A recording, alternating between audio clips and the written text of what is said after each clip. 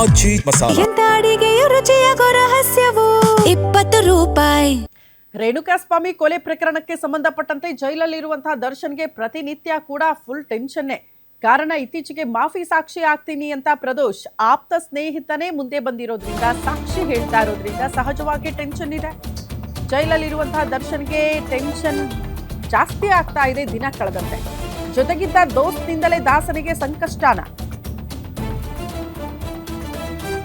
ಇವತ್ತು ಕೋರ್ಟ್ನಲ್ಲಿ ಮಾಫಿ ಸಾಕ್ಷಿ ಅರ್ಜಿಯ ಆದೇಶ ಹೊರಬೀಳುತ್ತೆ. ಹಂಗಾಗಿ ದರ್ಶನ್ ಅವರು ಫುಲ್ ಟೆನ್ಷನ್ ಅಲ್ಲಿದ್ದಾರಂತೆ. ಪ್ರದೋಷ್ ಮಾಫಿ ಸಾಕ್ಷಿ ಅರ್ಜಿಯ ಆದೇಶ ಇವತ್ತು ಕೋರ್ಟ್ನಿಂದ ಹೊರಬೀಳಲಿದ್ದು, ಆರೋಪಿ ಪ್ರದೋಷ್ ಬಗ್ಗೆ ವರದಿ ಕೇಳಿದೆಯಂತೆ ಕೋರ್ಟ್. ಜೈಲಲ್ಲಿ ಪ್ರದೋಷ್ ನಡವಳಿಕೆ ವರದಿಯನ್ನ ಕೋರ್ಟ್ ಕೇಳಿದೆ. ಹಾಗಾಗಿ ಇವತ್ತು ಡಿಸೈಡಿಂಗ್ ಡೇ. ಇವತ್ತು ಕೋರ್ಟ್ಗೆ ವರದಿಯನ್ನ ಅಧಿಕಾರಿಗಳು ಸಲ್ಲಿಕೆ ಮಾಡಲಿದ್ದಾರೆ. ಯಾಕೆ ಪ್ರದೋಷ್ ಬಗ್ಗೆ ಕೂಡ ವರದಿ ಕೇಳಿರಬಹುದು ಕೋರ್ಟ್ ಅನ್ನೋದು ಬಹುತೇಕರ ಪ್ರಶ್ನೆ.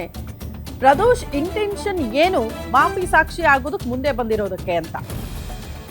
ಒಂದು ಕಾಲದ ಆಪ್ತ ಸ್ನೇಹಿತರು ಮತ್ತು ಇಷ್ಟು ದಿನಗಳ ಕಾಲ ಈ ಇಡೀ ಪ್ರಕರಣದ ತನಿಖೆ ಆದಾಗ, ವಿಚಾರಣೆ ಆದಾಗ ಎಲ್ಲೂ ಕೂಡ ಆತ ಸಾಕ್ಷಿ ಹೇಳ್ತೀನಿ ಅಂತ ಮುಂದೆ ಬರಲಿಲ್ಲ.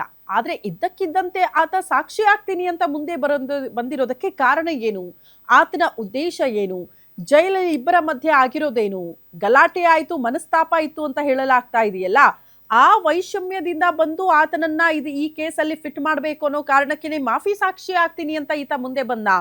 ಆತನ ಉದ್ದೇಶ ಏನಾಗಿರಬಹುದು ಅನ್ನೋದ್ರ ಬಗ್ಗೆನೇ ಕ್ಲಾರಿಟಿ ಸಿಗಬೇಕಾಗುತ್ತೆ ಕೋರ್ಟ್ಗೆ. ಹಂಗಾಗಿ ಪ್ರದೋಷ್ ಮತ್ತು ದರ್ಶನ್ ಬಗ್ಗೆ ಇಬ್ಬರ ಬಗ್ಗೆ ಕೂಡ ವರದಿಯನ್ನ ಸಲ್ಲಿಕೆ ಮಾಡೋದಕ್ಕೆ ಅಧಿಕಾರಿಗಳಿಗೆ ಸೂಚನೆ ಕೊಟ್ಟಿದ್ದು, ಆ ವರದಿಯನ್ನ ಕೋರ್ಟ್ಗೆ ಇವತ್ತು ಅಧಿಕಾರಿಗಳು ಸಲ್ಲಿಕೆ ಮಾಡ್ತಾರೆ.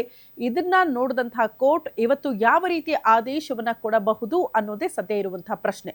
ಹಂಗಾಗಿ ರಾತ್ರಿ ಇಡೀ ದಾಸ ಜೈಲಲ್ಲಿ ವಿಲವಿಲ ಅಂತ ಒದ್ದಾಡಿದ್ದಾರಂತೆ. ನಿದ್ದೆ ಇಲ್ಲ, ಊಟ ಇಲ್ಲ, ಇವತ್ತು ಏನಾಗುತ್ತೆ ಅನ್ನುವಂಥ ಟೆನ್ಷನ್ ಅಲ್ಲಿದ್ದಾರೆ ಅನ್ನೋದ್ರ ಬಗ್ಗೆ ಡೀಟೇಲ್ಸ್ ಸಿಗ್ತಾ ಇದೆ.